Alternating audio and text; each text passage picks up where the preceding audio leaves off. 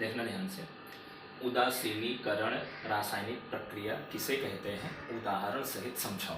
ठीक है ना। तो ये ऑलरेडी आप लोग एसिड और बेस का जब अपने गुणधर्म पढ़े थे, रासायनिक गुणधर्म, उसमें आप लोगों को बताया था, एक टॉपिक गुणधर्म में आया था। तो उदासीनीकरण की प्रक्रिया किसे कहते हैं, ध्यान देना। जब अम्ल या एसिड क्षार या बेस के साथ रासायनिक प्रक्रिया करता है तो लवण और पानी बनाता है, और इसी रासायनिक प्रक्रिया को हम क्या कहते हैं, उदासीनीकरण की प्रक्रिया कहते हैं। मतलब क्या हुआ, एसिड और बेस जब प्रक्रिया करेगा तो क्या बनाएगा, लवण बनाएगा और पानी बनाएगा। अब जैसे मैं HCl एसिड लिया और बेस NaOH के साथ प्रक्रिया कराया तो यहाँ NaCl बना प्लस H2O बना, कैसे आपको पीछे बता चुका हूँ। फिर एसिड में HNO3 लिया, बेस में KOH साथ प्रक्रिया करवाया था, यहाँ पर लवण में KNO3 बना प्लस H2O पानी बना। या एसिड में H2SO4 लिया और बेस में MgOH का ट्वाइस लिया तो MgSO4 बना प्लस 2H2O पानी आपका मुक्त हुआ। तो उदासीनीकरण रासायनिक प्रक्रिया किसे कहते हैं, उदाहरण से समझाओ। तो आपका 2 नंबर में प्रश्न पूछा जाएगा अलग से, ये प्रश्न है, इसको अच्छे से तैयार कर लेना। अब देखना कुछ नोट के टॉपिक है, ध्यान देना। हमको पढ़ना है विलेन की सांद्रता। विलेन की सांद्रता का मतलब, जैसे हम विलेन जब बनाते कैसे हैं, विलायक। अब जैसे पानी और चीनी मिक्स करते हैं तो शरबत बनता है, तो चीनी विलेय है, पानी विलायक है, और जो बना है शरबत वो आपका विलयन है। तो किसी भी विलयन में विलेय की जो मात्रा होती है उसी को निश्चित करने के लिए, मतलब विलेय की मात्रा जो होती है उसी मात्रा को विलेन की सांद्रता कहा जाता है। विलेय की जितनी मात्रा अधिक होगी विलेन की सांद्रता उतनी अधिक होगी, विलेय की मात्रा जितनी कम होगी विलेन की सांद्रता उतनी कम होगी। ठीक है। तो यहाँ पर विलेन की सांद्रता ज्ञात करने के लिए 3 भौतिक राशियों का उपयोग किया जाता है, मोलारिटी, नॉर्मेलिटी और मोलालिटी। मोलारिटी को कैपिटल M द्वारा दर्शाते हैं, नॉर्मेलिटी को स्मॉल कैपिटल N द्वारा दर्शाते हैं, और मोलालिटी को स्मॉल m द्वारा दर्शाते हैं।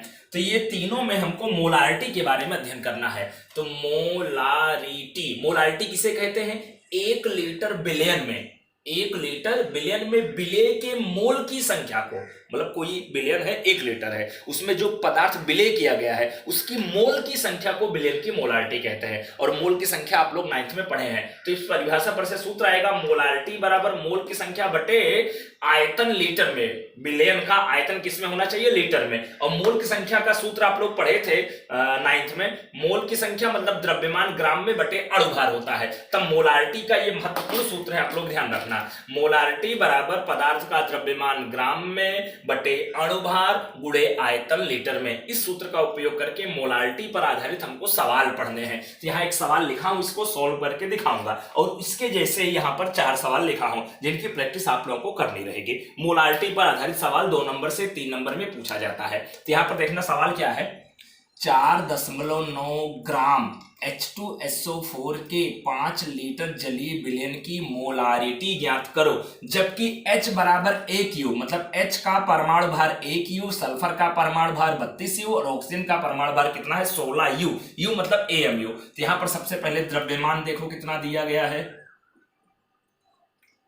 द्रव्यमान कितना दिया है, 4.9 ग्राम। ठीक है। और यहां पर आयतन कितना दिया, विलयन का दिया गया है, आयतन बराबर कितना है, 5 लीटर।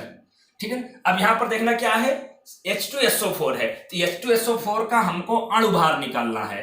तो H2SO4 का